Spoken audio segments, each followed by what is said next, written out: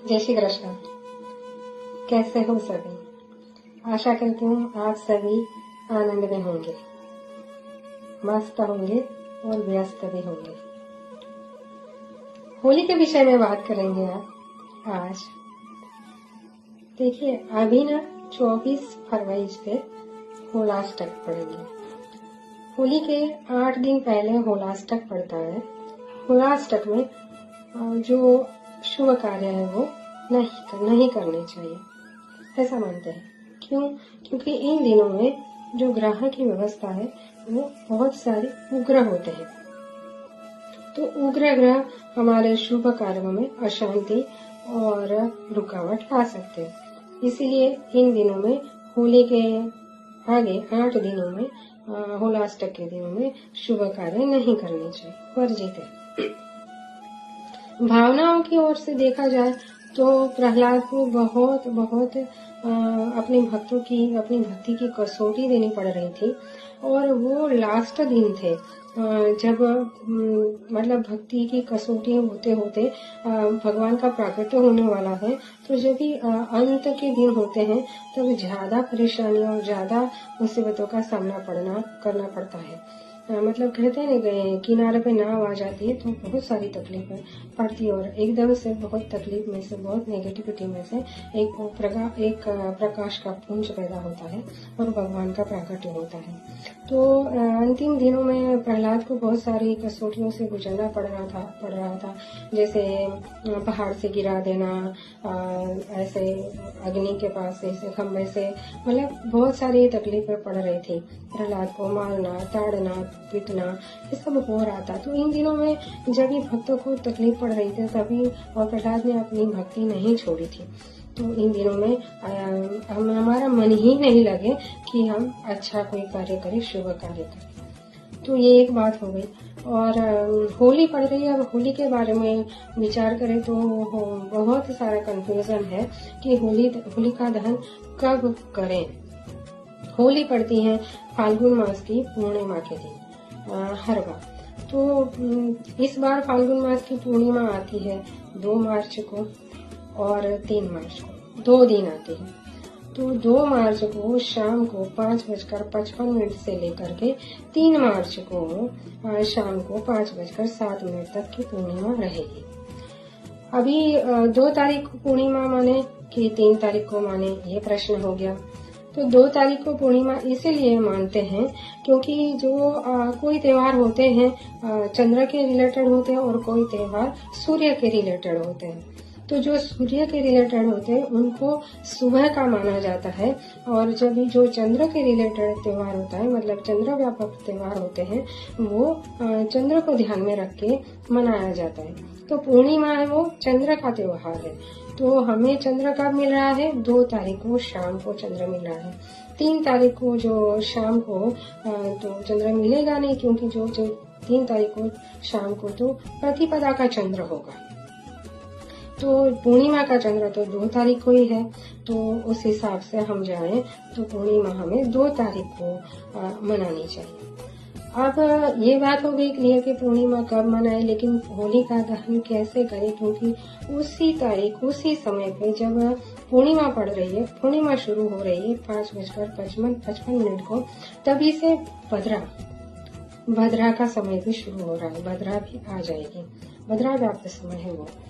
तो भद्रा 5:55 से लेकर के वो दूसरे 3 मार्च को 2 मार्च को शाम को 5:55 से लेकर के 3 मार्च को सुबह 4:30 तक भद्रा रहेगी। माना 11 घंटे, करीबन 11 घंटे 30 मिनट तक वो भद्रा रहेगी। भद्रा में होली का दहन वर्जित है। भद्रा कौन है? भद्रा माने शब्द होता है, भद्रा का अर्थ होता है शुभ, मतलब वो शुभदायिनी है, शुभ देने वाली है, लेकिन उग्र है। भद्रा शनि की बहन मानी जाती है, यमराज से भी रिलेटेड है। तो भद्रा के समय में भी अच्छे कार्य नहीं किए जाते। तो होली का दहन भी हम भद्रा के समय में नहीं कर सकते शास्त्रों के अनुसार। तो हमें क्या करना चाहिए? देखिए कंफ्यूजन कितना सारा है। और 3 तारीख मार्च को चंद्र ग्रहण भी पड़ रहा है। तो आप 3 तारीख को पूर्णिमा लेकर के चलते हो तो शाम को एक तो चंद्रमा प्रतिपदा का मिल जाएगा और चंद्र ग्रहण भी 3 तारीख को 3:40 को चंद्र ग्रहण शुरू हो जाता है और सूतक तो 9 घंटे पहले सुबह से ही लग जाएगा। तो वो दिन तो पूरा अपवित्र माना जाएगा। तब होलिका दहन का क्या फायदा मिलेगा, मतलब क्या सात्विकता मिलेगी अपन को। तो चंद्र ग्रहण के बारे में अलग से वीडियो बनाने की कोशिश करेंगे, तो कृपा करके आप सुनिएगा। तो अभी ये बात करते हैं होलिका की। तो होली के दिन की, तो अभी 3 तारीख को तो होली मना नहीं सकते। अब 2 तारीख को भद्रा लग गई तो क्या करेंगे। अब शास्त्र में ये बात भी आई है, शास्त्र में कुछ न कुछ रास्ते निकाले जाते हैं, रास्ते होते हैं, ढूंढने पड़ते हैं। तो शास्त्र में ये माना गया है कि भद्र का एक मुख होता है, फिर आता है उदर का भाग और आता है पुच्छ का भाग। जब मुख होता है वो बहुत ज्यादा उग्र और नेगेटिव एनर्जी वाला होता है, तो वो वाला समय छोड़ देना चाहिए। उदर का भाग भी छोड़ देना चाहिए, पर जो पूछ का भाग है भद्रा का, उसे छोड़ने की जरूरत नहीं। भद्रा में पूछ के भाग में बहुत अच्छे कार्य हो सकते हैं, क्योंकि जैसे ना बोलते शनि ने जाते जाते अच्छा कर दिया। तो ऐसे ही जब कोई ग्रह और कोई विष्टि, मतलब ये करण विष्टिकरण होता है पड़ता है, और उसमें जब भद्रा जाने वाली होती है तो पूछ का भाग होता है, तो उसमें आप शुभ कर्म कर सकते हो। अब भद्रा का पूछ का समय कब मिलता है, रात्रि को 1:25 को। अलग अलग पंचांग में अलग अलग समय दिया है। कहीं बोला, कहीं बताया 1:25 को, कहीं बताया 12:50 को। ऐसे अलग अलग समय बताया है भद्रा का 1 घंटे के लगभग करीबन आसपास का। तो कुल मिला के हम उसका जो कैलकुलेशन करके जो हम तारण पे आए हैं, जो भद्रा का पूछ का समय है करीबन, तो वो उत्तम माना जाएगा होलिका दहन के लिए। मैंने जो सर्च किया उस हिसाब से कि भाई रात्रि को 2 मार्च को रात्रि को 1 और 2 के बीच में आप होलिका दहन कर सकते हो। ये हो गया होलिका दहन का समय। अब होली के दिन क्या करना चाहिए, तो होली के दिन व्रत अवश्य रखें। पूरा दिन व्रत रख करके शाम को जो होलिका दहन होता है उसके बाद आप नहा लो। फिर मतलब आप नहा लो पहले, फिर पूरा होली पूजन कर लो और फिर भोजन कर सकते हो। तो होली के दिन व्रत रखें और पूजा करें होली की। तो होली में क्या अर्पण करें, बात हुई तो क्या अर्पण करना चाहिए।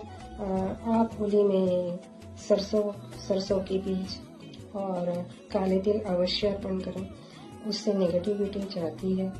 नारियल, जो पानी वाला नारियल है, पूरा घर में घुमाए ताकि पूरे घर की नेगेटिविटी उस नारियल में आए। और नारियल आप होलिका में दहन करें तो आपके घर के जो हिरण्यकशिपु मानो आपके घर की नेगेटिविटी वो भी होलिका में दहन हो जाएगी। और कपूर भी अर्पण कर सकते हैं। कपूर अर्पण करने से आपके घर में सुख शांति समृद्धि आती है। तो ये आप अवश्य करें। अलग अलग राशियों के हिसाब से अलग अलग होता है कि कुछ न कुछ अर्पण करें, लेकिन मेनली ऐसी सब चीजें अर्पण की जाती है सभी के लिए। गाय के गोबर के उपले अर्पण करने चाहिए, उससे भी सुख शांति समृद्धि आती है। और ये हो गया कि हम क्या अर्पण करें। सबसे उत्तम बात और सबसे महत्व की बात ये हुई कि छोटे से भक्त प्रहलाद ने छोटा सा था, उसने इतना बड़ा तेज पुंज प्रकट कर दिया भगवान नरसिंह के नाम का। नरसिंह भगवान को प्रकट होना पड़ा। तो ऐसे कैसे प्रहलाद ने आर्तनाद किया होगा, ऐसे कैसे प्रहलाद ने पुकारा होगा, ऐसे कैसे प्रहलाद ने अपन जप किए होंगे, ऐसे कैसे प्रहलाद के हृदय से पुकार निकली होगी कि परमात्मा का पूरा तेज पुंज उसको बचाने के लिए प्रकट हो गया। छोटा सा प्रहलाद कर सकता है तो हम कोशिश तो करें, हम शुरू तो करें और ये हो सकता है। ये हो सकता है कि भगवान प्रकट होकर हमें मदद करने के लिए आ सकते हैं। ऐसे कोई न कोई रूप में, कोई न कोई स्वरूप में भी आ सकते हैं। जैसे हमारी योग्यता, तो हम उस दिशा में जाएं, हम कोशिश करें, दूसरे लोगों से, सबसे, एक दूसरे से कुछ न कुछ सहायता मांगे, वो भी तो जरूरत है। लेकिन सबसे पहले ये जरूरत है कि हम हमारे कष्टों को, हमारे प्रश्नों को, हमारे समस्याओं का समाधान सबसे पहले ईश्वर से मांगे। जब हम मुसीबत में हो, जब हम तकलीफ में हो, तभी सबसे पहले ईश्वर को पुकारें। आप जो भी भगवान का नाम लेते हो, जो भी भगवान को भजते हैं, जो भी भगवान का स्वरूप आपको पसंद है, उनको याद करें। वो स्वयं आएंगे ही, विश्वास रखिए। ये प्रमाण है प्रहलाद ने दिया। तो हम करें, कोशिश करें, शुरू तो करें, कहीं से शुरू तो करें। तो होली के दिन होलिका की कथा, तो प्रहलाद की, होलिका की, हिरण्यकश्यप की जो कथा है वो तो सबको पता है। लेकिन उसमें से हमने सीखा क्या? कि हम भगवान का नाम लें, भगवान की शरण में रहें। हम कैसे भी परिस्थिति में, हमें अनुकूल वातावरण भक्ति के लिए मिले चाहे नहीं मिले, प्रहलाद को भक्ति करने के लिए कोई अनुकूल माहौल नहीं मिला था, विपरीत परिस्थितियां थी। फिर भी प्रहलाद ने भगवान का भजन किया, भगवान को समर्पण हुआ और भगवान को प्रकट करके दिखा दिया। छोटा सा बच्चा कर सकता है, तो हम नहीं कर सकते?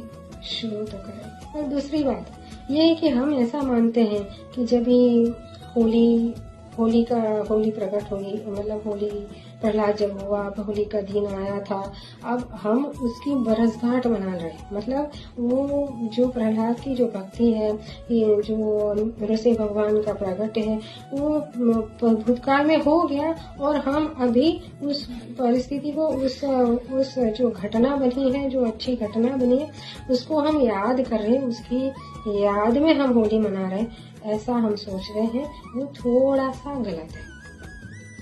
गलत ऐसे है कि भगवान की सृष्टि में परब्रह्म परमात्मा अकाल पुरुष है।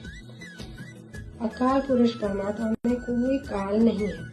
तो जो बीत गया उसको हमने, ये इतनी बड़ी घटना को हमने भूतकाल समझ लिया और उस घटना की याद में हम वर्तमान में अच्छी बातें याद करके, उनको याद करके ये होली मना रहे। अच्छी बात है। लेकिन उससे भी आगे और ज्यादा सोचें, भगवान में तो भूतकाल और वर्तमान काल है ही नहीं। तो कभी अकाल पुरुष में कोई काल होता ही नहीं, न भूत न भविष्य, न भूतो न भविष्यति, न कभी भूत है न भविष्य है। तो भगवान में, परमात्मा में, अकाल पुरुष में कोई काल नहीं है। तो क्या है? वर्तमान ही वर्तमान है। समझे आप? वर्तमान ही वर्तमान है। मतलब जो प्रहलाद ने भगवान को प्रकट कर दिया था, ऋषि अवतार हुआ था, प्रकट हुआ था, वो भूतकाल नहीं बना है, वो भूतकाल हो गया ऐसी बात नहीं है। वो वर्तमान ही है परमात्मा की सृष्टि में, वर्तमान ही है। इसीलिए होली की रात्रि, दीपावली की रात्रि और नवरात्रि की रात्रि, जन्माष्टमी की रात्रि, इन रात्रियों का बहुत महत्व है। क्योंकि ये घटनाएं भूतकाल में चली गई और अभी नहीं है, ऐसा नहीं है। ये घटनाएं परमात्मा की सृष्टि में वर्तमान में ही है। हमारे लिए काल बदल जाता है, हमारे लिए दिन बदल जाता है, हमारे लिए रात्रि बदल जाती है, क्योंकि हम पृथ्वी लोक में रह रहे हैं। लेकिन परमात्मा की सृष्टि में ऐसा नहीं है। परमात्मा की सृष्टि में दिन और रात एक ही साथ होता है। हमारी पृथ्वी पे दिन और रात एक ही साथ है, तो परमात्मा में तो है ही है। सूर्य चंद्र एक ही साथ घूम रहे हैं। तो ऐसा तो है नहीं कि एक समय चला गया फिर दूसरा समय आए, एक तिथि चली गई और फिर दूसरी तिथि आई। ऐसा परमात्मा की सृष्टि में नहीं होता। ब्रह्मा जी की सृष्टि में ऐसा नहीं है। हमारे 100 साल बीत जाए तभी ब्रह्मा जी का मुश्किल से 1 घंटा बीतता है, ये शास्त्र बताते हैं। तो हमें ये सोचना चाहिए कि ये एनर्जी जो वर्तमान में ही है, उस एनर्जी के साथ बस हम कनेक्ट हो जाए। तो हमें भी उतना का उतना फायदा मिलेगा जो प्रहलाद को मिला था। वो था नहीं है, वो है में हो जाए, हम है में आ जाए तो परमात्मा की सृष्टि के साथ, उस एनर्जी के साथ, उस फ्रीक्वेंसी के साथ, उस डायमेंशन के साथ हम जुड़ जाए, बस इतनी सी बात है। तो ये रहस्य मैंने खोल दिया। अभी आप कोशिश करिएगा कि वो वाली एनर्जी, जब दीपावली के दिन लक्ष्मी जी प्रकट हुई थी तो वो थी नहीं थी, है ही है। जो प्रहलाद के लिए, हिरण्यकश्यप को मारने के लिए, प्रहलाद को बचाने के लिए जो भगवान ऋषि प्रकट हुए थे वो थे नहीं, है ही है, आज भी है। और जो भगवान कृष्ण पर जन्माष्टमी के दिन प्रकट हुए थे, उन्होंने अवतार लिया था। अवतार लेना और प्रकट होना वो दो बात अलग हो जाती है, वो कभी उसके लिए वीडियो बनाएंगे। तो वो भी था में नहीं है, वो भी है में ही है, क्योंकि अकाल पुरुष में कभी भूत और भविष्य नहीं होता, वर्तमान ही होता है। तो हम भी उस वर्तमान में उस एनर्जी के साथ जुड़ जाए।